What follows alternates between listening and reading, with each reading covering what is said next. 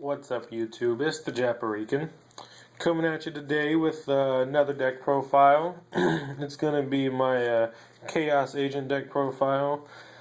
Agents is my favorite deck, and I always try to make it better, obviously. So when I get done, just tell me what you think of my deck and how you think I can improve it.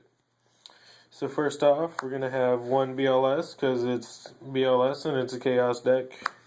One Chaos Sorcerer because it's a Chaos deck. Obviously two really good monsters. And then three Master Hyperion. Since it is Agents, it is I consider it the best boss card in the deck besides BLS because it does give you that popping ability and it can manipulate the graveyard to summon the next card that I'm going to show you, which is going to be the Arc Lord Christia. If you have 5 fairies in the grave and one of them is an agent, you got Hyperion and Arc Lord in the hand. Banish, summon Hyperion. You got 4 in the graveyard. Summon Arc Lord. Most of the time you win if you can get that field. This card shuts down. It can shut down yourself sometimes, but generally it's more to shut down your opponent while you stockpile, and then once they get rid of it, you can go off if they haven't already attempted to kill you. And then we got the 2 Earths, because it is just too good. It being a level 2 tuner just makes it even better if it can stay on the field when you summon your Venus. And speaking of Venus, we got 3 Venus. Just let you summon the Shine Ball. This card is the most integral part of the deck. Generally, I would consider Agents more of a Venus deck than Agent deck. And then to go with the Venuses, we got the 3 Shine Balls. Obviously, you need them for your overlaying, your synchroing, everything. And then we play. I play 2 Herald of Orange Light. I prefer this card over Effect Veiler because it can manipulate the graveyard. And it being a fairy is better for Hyperion and Arc Lord. And then obviously we play 1 Honest because it is Agents. Honest is just too good. And then that's all of our light and chaos monsters. For our dark monsters we have 2 Tour Guides. Opens up really crazy plays with Leviair and just things like that, or if you need a quick Zen mains first turn or something like that. Tour Guide's obviously good.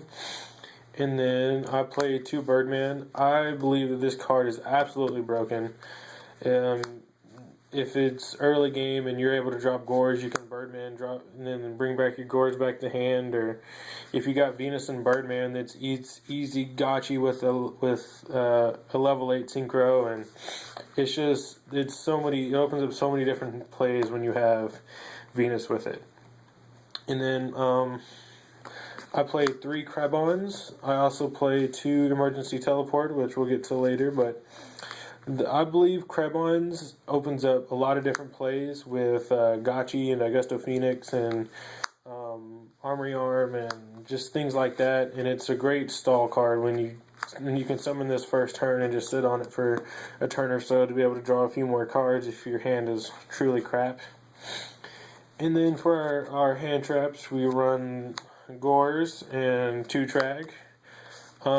Basic defense, because this is basically all the defense you run besides your major staple spell cards. But Trag can be really good with level manipulation and taking an opponent's monster, and your hand can get really big sometimes because it is a really monster heavy deck. So Trag is really good in this deck, in my opinion. That's all for the monsters. I believe it is 27 monsters, somewhere around there. And then onto the spells, we have 2 Emergency Teleport. Basically, it's only to get Crabons out and to be able to Synchro and Xyz with Crabons and stuff like that. And then 2 Mystical Space Typhoon, because we want to be able to get our plays off, and that's really important. And then 1 ofs, we have one Soul Taker main deck, which is my personal tech choice. It's gotten me out of several different situations. I really like it. One Creature Swap, one Enemy Controller, and one Mind Control.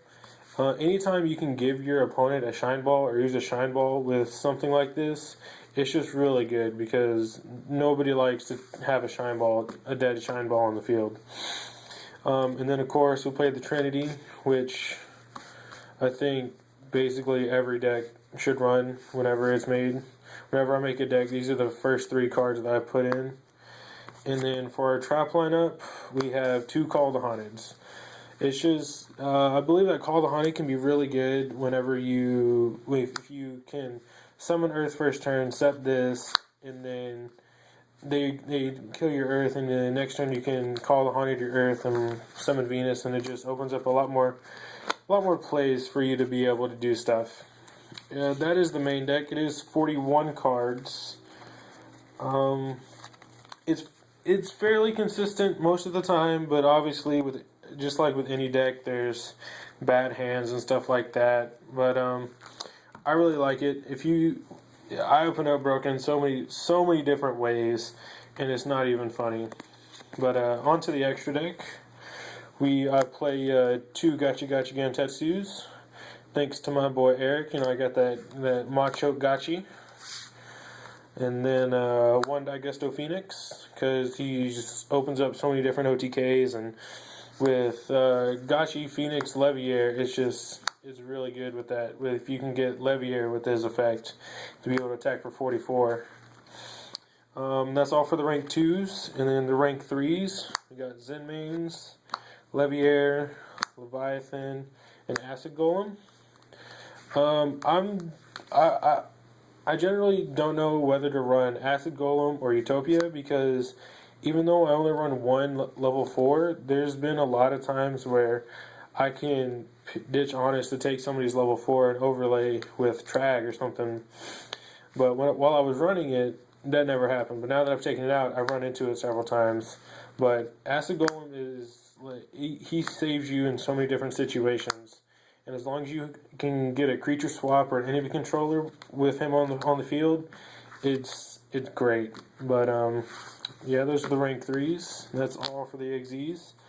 And then the Synchro lineup, we run 1 Armory Arm, Catastor, Magical Android. Magical Android is really good with Krebons. If you can go Magical Android and keep a Krebons on the field, that 1200 boost really helps out since you generally pay at least 1500 life points with Venus. So that really helps out. 1 Flamevale Uriquise. I feel like this card is really underrated. Generally, I don't use it for more than just to summon a level 6 to be able to synchro into a level 8. But if you can just get 1 attack with the piercing damage, that makes it automatically a 2400 beat stick, which is that's really high right now. And then we play Black Rose, Stardust, Scrap Dragon, and Mistworm. With Stardust and Mistworm, if you can get Digesto Phoenix to go off and target one of those 2, then, that's 5,000 damage. So it opens up a lot of different OTKs that are really fun. One that I like,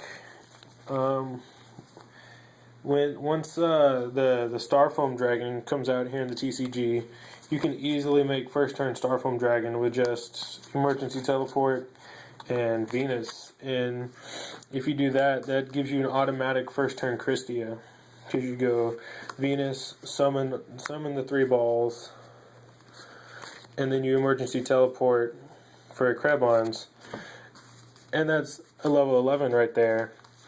So you sync for 11, and then you can drop Christia right there. So, it's really good. There's some more work that needs to be done on it. But let me know what you guys think. Like, comment, subscribe, and I'll see you later.